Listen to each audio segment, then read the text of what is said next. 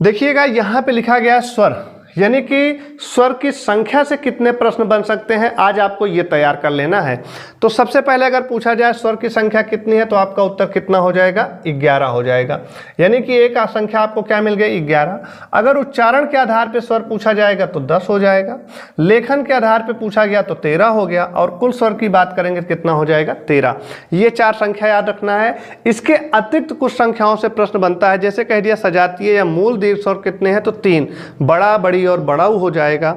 अगर संयुक्त स्वर या विजातीय स्वर पूछ लिया तो 4, ए, ओ हो जाता है।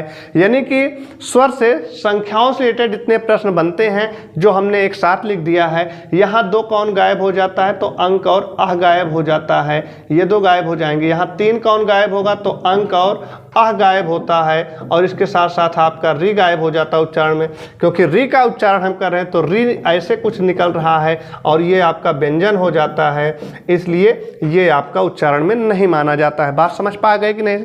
इसलिए आपको ये याद रखना है कि स्वर से रिलेटेड जितने भी प्रश्न बनते हैं उनको हमने एक साथ आपको बता दिया। वीडियो कैसी लगी कमेंट करके जरूर बताइएगा। धन्यवाद।